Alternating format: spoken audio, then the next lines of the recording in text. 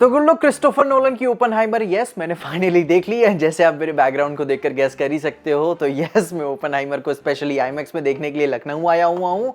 And इसका IMAX experience पहले मैं बताऊँ तो भाई वर्थ इट है, एक एक सेकंड वर्थ इट है। जितनी बड़ी स्क्रीन पे हो सके उतनी बड़ी स्क्रीन पे इसे देखो क्योंकि इसका एक्सपीरियंस है भाई जो कि महसूस करने पे ही फील होगा। एंड हाँ भाई वीडियो में हम आगे बढ़ने से पहले ओपनहाइमर की कहानी के बारे में छोटा सा जान लेते हैं। एंड यस स्पॉयलर्स होंगे, क्या ही स्पॉयलर्स होंगे, लेकिन हाँ आपके दिल में ओपनहाइमर को लेकर गवर्नमेंट पॉलिटिक्स को लेकर थोड़ा सा परसेप्शन जरूर से चेंज हो जाएगा। तो भाई इसकी कहानी के बारे में बात शुरू करें तो अमेरिकन प्रोमेथियस किताब पे बेस्ड ओपनहाइमर ये मूवी एक एपिक बायोग्राफिकल थ्रिलर ड्रामा है जहां जे रॉबर्ट ओपनहाइमर अपने समय के ब्रिलियंट साइंटिस्ट हैं। जहां ये कहानी उनका इन्वॉल्वमेंट वर्ल्ड वॉर 2 के दौरान कैसे उन्होंने दुनिया को सबसे पहला एटॉमिक बॉम्ब दिया उसके बारे में इर्द गिर्द ये कहानी घूमती है। जहां मूवी उनके professional struggles including mathematics, anxiety and personal relationship में भी कैसे खटास आने लगती है उनके ऊपर बात करती है। दुनिया उन्हें बॉम्ब बनाने के बाद कैसी देखती है, वो खुद को ऐसे कैसे देखते हैं एंड उस जर्नी को काफी इलैबोरेट तौर से समय लेके एक्सप्लोर करती है with subtle and multiple iteration. जहां जब उन्हें सबसे पहली बार एटॉमिक बॉम्ब प्रोजेक्ट के मैनहट्टन प्रोजेक्ट के लिए सबसे पहले रिक्रूट किया गया तो ओपनहाइमर ने कई सारे साइंटिस्ट की एक सीक्रेट टीम बनाई ताकि वो सक्सेसफुली ट्रिनिटी टेस्ट को कंडक्ट कर सके। जिसके सक्सेस के बाद हिरोशिमा एंड नागासाकी के बॉम्बिंग्स के बाद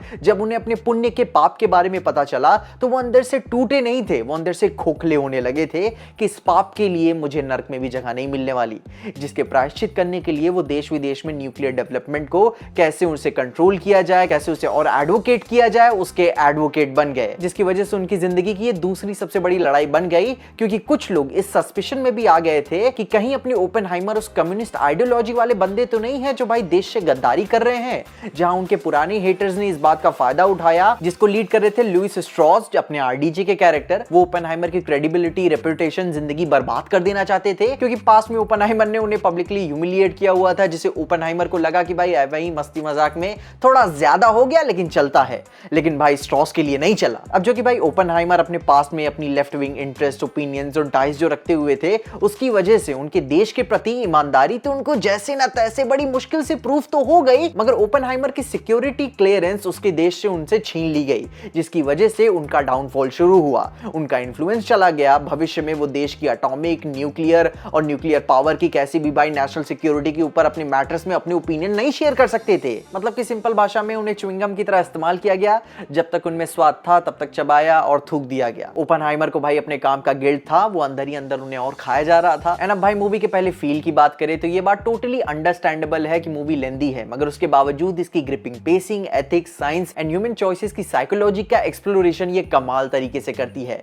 जहां मैं 100% ये बात कह सकता हूं कि अब तक की सबसे कॉम्प्लिकेटेड बेस्ट राइटिंग नोलन की तरफ से आई है जिसे देख के सुन के फील होता है कि नोलन ने इस बार मेहनत करी हुई है कि नॉर्मल ऑडियंस के लिए पैलेटेबल और अंडरस्टैंडेबल बन जाए सिर्फ डायलॉग पर्सपेक्टिव से ही। क्योंकि भाई ओपनहाइमर बहुत ही कॉम्प्लेक्स स्टोरी है जिसे इतने नजाकत और कंपेलिंग वे में भाई लिखा गया है, बनाया गया है कि भाई देख के ही मजा आने लगता है कि क्या चीज है। क्योंकि भाई वो भी एक बायोपिक में कोई इतनी मेहनत नहीं करता जो अपने आप में एक सिनेमैटिक अचीवमेंट है। खुद के लिए उनकी एक अचीवमेंट है कि वो चाहते तो भाई इसे नॉर्मल तरीके से बना सकते थे मगर फिर भी उन्होंने बाउंड्रीज को पुश किया जो कि एक्चुअली में इंस्पायरिंग है।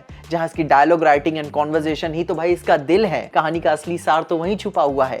जो इसके कलरफुल सीन्स हमें देखने को मिलते हैं वो ओपनहाइमर की सब्जेक्टिव एक्सपीरियंसेस हैं। वहीं objective story black and white में चल रही होती है, वो भी स्ट्रॉस के नजरिए से। जहां मूवी की सब्जेक्टिव स्टोरी टेलिंग हावी है क्योंकि ओपनहाइमर की उनकी पर्सनल जर्नी से उनके रैमिफिकेशंस, उनके विश्वास एंड जब प्रेसिडेंट ने उन्हें क्राई बेबी बोला उसके मैसिव टर्निंग पॉइंट, अपने कॉन्सिक्वेंसेस को कैसे वो डील करते हैं, अंदर ही अंदर वो खुद के लिए क्या सोचते हैं, धीरे धीरे सब कुछ चेंज होने लगा। ओपनहाइमर का खुद के लिए भी परसेप्शन चेंज होने लगा क्योंकि आप जानते ही हो कि मर्द कुछ भी करेंगे मगर रोएंगे नहीं। वहीं इतनी एलैबोरेटेड कास्ट की परफॉर्मेंसेस तो भाई वर्थ मेंशनिंग ही है। जहां किलियन मर्फी ने अपनी कॉम्प्लेक्सिटी तो दिखाई ही मगर उसके साथ साथ एमिली ब्लंट का कैरेक्टर भी काफी बोल्ड प्रेजेंटेशन देता है। आरडीजे का डेस्परेशन भी कमाल का है। फ्लोरेंस पक्का केओटिक साइड चिक की एनर्जी भी कमाल की है। वहीं मैट डेमन का पिछली कुछ पिक्चरों से टाइपकास्ट होने के बावजूद भी वो अपनी इंपॉर्टेंस साबित करते हैं। एंड आई थिंक पूरे ओपनहाइमर की परफॉर्मेंस परफॉर्मेंसेस इतने खुल के ऐसे ही निकल आ पाती हैं कि इतने बड़े बड़े एक्टर्स जो है इसमें, मतलब कि भाई छोटे मोटे एक्टर्स नहीं है। रेमी मलिक एक ही सीन में आते हैं और बवाल करके जाते हैं। I mean, 2 सीन में ही दिखते हैं, जहां पर Casey Affleck, Kenneth Branagh, Josh Hartnett, David Dastmalchian, Jack Quaid और मैथियस कैसे आराम से हाइजेनबर्ग बन के निकलना कोई छोटे मोटे एक्टर्स नहीं है भाई। ये अपना दबदबा फैला के जाते हैं जब एक बार ही स्क्रीन पे दिखने लगते हैं, क्योंकि वही मोमेंट होता है कि आपको पता चल जाता है कि ये होती है कोई एक्सपीरियंस्ड एक्टर की पावर। बस एक फ्रेम में कोई जगह दे दो भाई, भार फील होता है वहां पे उनका, जो कि आई थिंक एक टाइम में नहीं एक साथ लेकर आना जो कि नोलन ही बस अफोर्ड कर सकते थे, क्योंकि फिर वही बात वही आ जाती है कि भाई पैसा अच्छा लगाओगे तो क्वालिटी तो मिलेगी ही। जिसपे साथ में मूवी के visuals end moment of truth की बात करें, मतलब कि वो एटॉमिक बॉम्ब के ब्लास्ट वाला सीन, तो भाई उसके विजुअल्स एंड बिल्डअप आपको बिल्कुल भी डिसअपॉइंट नहीं करते।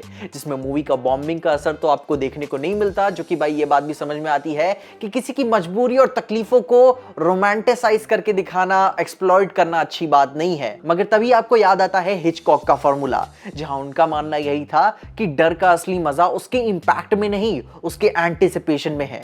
एंड भाई क्रिस्टोफर नोलन इस एंटिसिपेशन को काफी लंबा खींचते हैं उसके एंड पॉइंट तक, जब तक मजा आने नहीं बंद हो जाती। जिसके ग्लिम्सेस का अंदाजा देके आपको शुरू के पिक्चर के आधे घंटे में ही महसूस करा देते हैं सिंफनी के साथ कि कितना भयंकर ये जाएगा। जो कि भाई ये भी मैं तारीफ करना चाहूंगा कि नोलन का म्यूजिक इस मूवी में अलग से आपको फील होता है, इंग्रोसिंग, आपको महसूस करने का रूम देता है। जैसे कि ओपेनहाइमर क्या सोच रहे हैं, उनके संगीत के तरीके से सारी चीजों को देख रहे हैं, आपको महसूस करने का मौका मिलता है।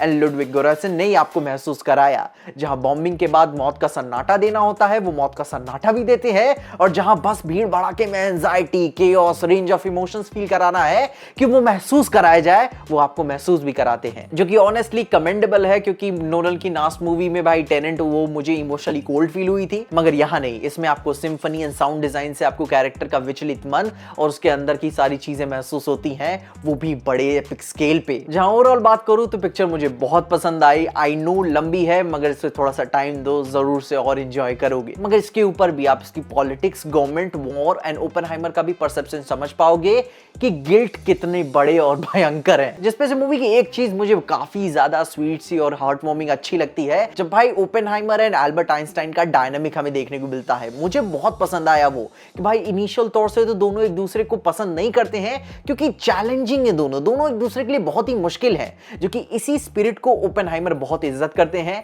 बीच बीच में वो सजेशंस भी लेने जाते हैं आइंस्टाइन के पास कि ताकि वो उसे चैलेंज करे, वो उनसे बहस करे और दोनों इस चीजों से ग्रो कर सके। जो कि भाई ऐसा दुश्मन तो हर कोई डिजर्व करता है जो कि आपको ग्रो करने में हेल्प करे। मूवी बहुत ही ब्यूटीफुली शॉट है, आप इसको टाइम दो, आप इसकी ग्रेविटी भी समझ पाओगे। जो कि ये पिक्चर अपने समय की one of the best and I think most authentic portrayals में से एक महसूस होती है, जो कि एक्चुअली में इंस्पायर करती है कि बायोपिक में भी आप सिनेमैटिक बाउंड्रीज को पुश कर सकते हो, अपनी बाउंड्रीज को भी आप टेस्ट कर सकते हो। इसमें काफी सारी बातचीत वाले सीन्स हैं, इंपॉर्टेंट कॉन्वर्सेशंस हैं, एलिगेशंस हैं, एंड इन सब तारीफों का श्रेय जाता है इसकी राइटिंग को।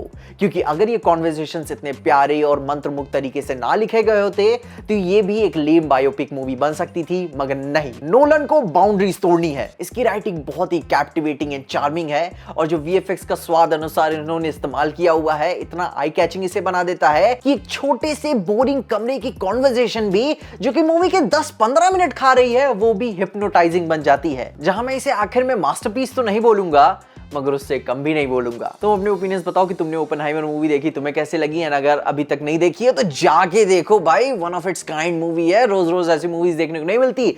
जितना बड़े स्क्रीन पे हो सकता है उतना बड़े स्क्रीन पे देखो। अपनी ओपिनियंस तो मुझे कमेंट जरूर बताना, और ये सारी बातों के साथ साथ बारबी आ रही है, मगर तब तक के लिए सलार वाली वीडियो देख लो, मैं जा रहा हूं देखने के लिए, और तब तक के लिए देखते रहिए पीजे एक्सप्लेन।